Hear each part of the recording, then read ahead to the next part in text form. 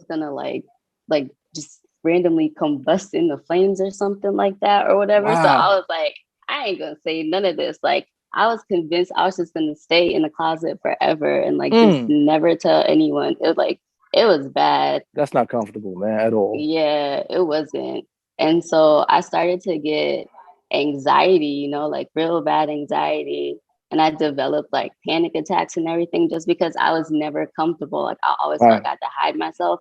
It was to a point where like I remember fifth grade, just because like I started developing early and boys would give me attention. I would wear a hoodie every single day. It did not matter how hot it was, because I didn't want attention from boys and I didn't want to tell anyone that I liked girls so that they wouldn't give me attention. So I was literally just like suffering. It was bad. Yeah. And then it kind of affected some of my friendships just because once I realized like if I ever developed like a crush on a girl who was real close to me in middle school, I would kind of just like dub her, like I would just stop talking to them and everything. They'd be like, yo, you're fake as and I'm like, I'm not trying to be fake, but I don't know how to be like, how to deal with these feelings that I have. So I just stopped talking to people. But then I came out in my sophomore year of high school, Okay. So that's about 14, 15 years old. Yeah. And so. And what was that? I know because that hot mess. I know I'm quite not, I wouldn't even term it as a hot mess. I know that took a lot of courage, confidence, and character. You understand? Yeah. So how did you even get to that moment to say, you know what, to hell with it. This is who I am. What led up to what's that like? Yeah. Man? Well, it was because I had a girlfriend and so it was on a low. Then, on the low. And my parents, they were looking at my cell phone bill and they were like, they kept seeing that I was talking to the same person over and over again, And so my mom, and so my mom was like, oh, you have a girlfriend, just teasing and stuff like that. And I was like, oh, so she was just being facetious. She was being sarcastic. Exactly. Like she was just playing around, I was like, shit, like, no, I really do. But I didn't say anything. Right. But my dad, like me and my dad are like OD close. Like I love him to death, Gotcha. He has ALS and so he's bedridden. And so I feel like super, super protective over him. And I just like love him to death. And he was a very homophobic person. And so like, when I would grow up, like there would just be different things on the TV or the news or whatever. And he would just like talk shit about gay people all the time. Right. And I was like this fucking sucks, And then I guess it got to the point where like my mom was like, oh, you have a girlfriend, just teasing about it, Right. And then my dad was saying all this stuff. And I was like, I can't take this anymore. Like, so one day on the way to school, it was like another morning where my dad was just talking about gay people that he saw on the news. And I just yelled it out to them as I was like on my way out the door. I just went to school. So you left them with that. You left them with that and went to school. So, the whole block heard me just screaming, guess what? I'm gay. And I just slammed the door and I ran. And I was so scared to look at my phone the whole entire day. Right. But what happened when you got home? Yeah. They act like nothing happened. Oh. Regular? Which that's good and bad, though. Yeah. And so I was like, I don't know what to do, Like, I was scared as hell. But then, I don't know. They were like, my mom was like, all right, that's fine, I guess. But my dad was like, no, you're confused. And I was like, I'm not confused. She's 15. And they were like, nah, you are. And I'm like, trust me, I'm not, but all right. And then I guess, they just started getting like real rude to the point where then my dad just started making jokes all the time about things, That's man. Exactly. Damn. And it just hurts so much because like that's my favorite person in the world, Right. And he didn't mean anything by it, but that was his way of dealing with it himself. Exactly. In that way. It was a defense mechanism, actually. Yeah. And so it got to the point where like it was so bad. And I have a younger sister, by the way. She's 2 years younger than me. Okay. And at this point in my life, like me and her did not get along at all. You know, like we were always like physically fighting with each other Coming and up as shit. kids. Yeah. Okay. But when this was happening, even my sister, she was like, yo, this is messed up what you guys are saying to her, you know, like you can't keep saying stuff like that. At the end of the day, she's a person, you know? That's right. That's right. And so it got to a point where it was that's just like me and my sister versus my parents. And then like I remember this one incident where like we were you know, trying to get the tree ready and everything for Christmas. Right, right. And you know, there's my dad, he was like, oh, well, like, why are you getting balls for the tree? You don't like balls anymore. And I'm like, oh man, like, that's are man. you serious? Come Yeah. on, that's man. And how old are you at this time? At this point, Exactly. And like this is teenager? still when I'm a sophomore. Yeah. Oh, you still 15? Yeah. Oh my God.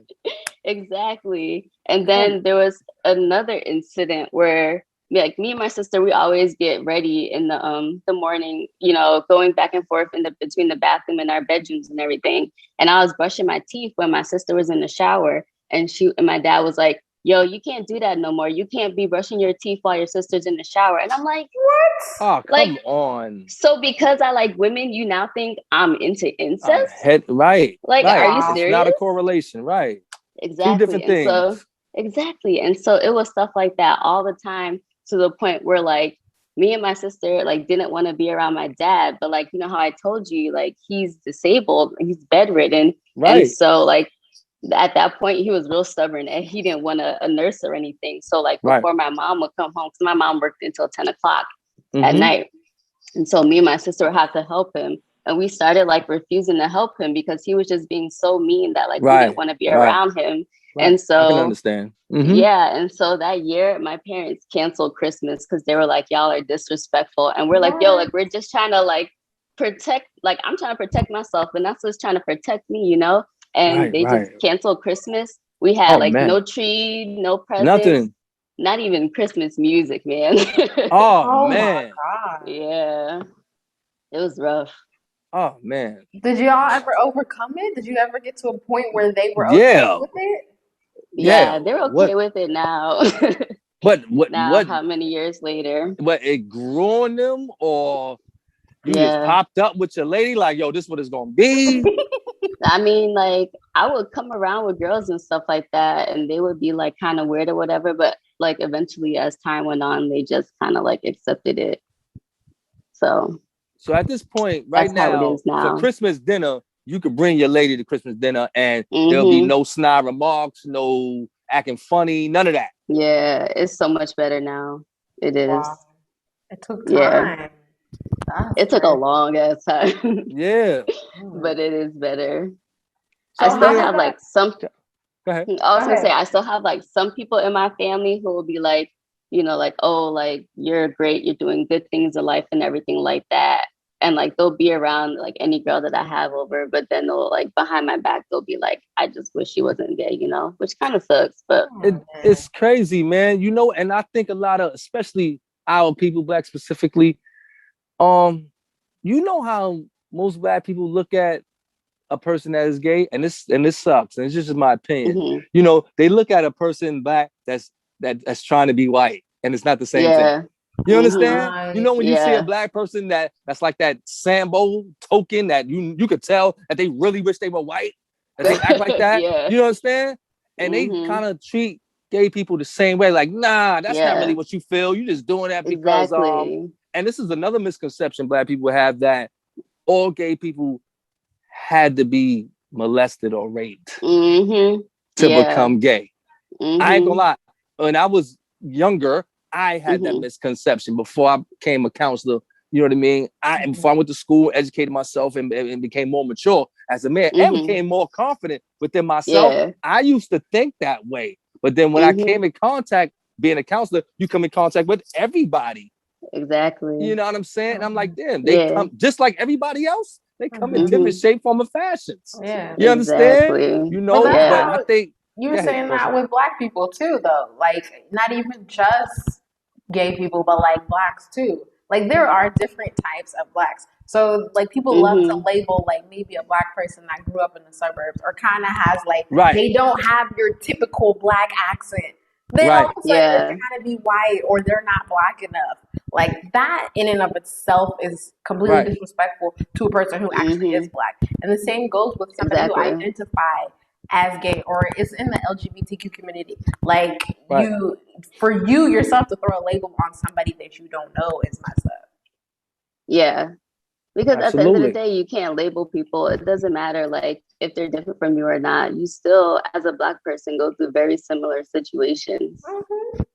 But at the end of the day, it don't matter how you act to white people. We're all just, you know, a black person. That's right. Yep. They don't give a fuck. That's a very good point. Yeah. For all, you know, and I'm gonna quote you on that. For all you Sambos out there that's looking at this podcast, listen to what Mel Holman said. You can act all you want to act. They still see you as black. They really do. We might make that a t-shirt. You can act the way you want to act. They still see you as black. You know what I'm saying? Yeah. For real. So Mel, how did now to get back into the physical training aspect of it all, when did you come up with the idea? Like, you know what? I want to train lesbians. So am I right? You only train specifically lesbians? Lesbians, and how bisexuals. Do you and my piggyback on that question is, how do you identify this, or they identify themselves?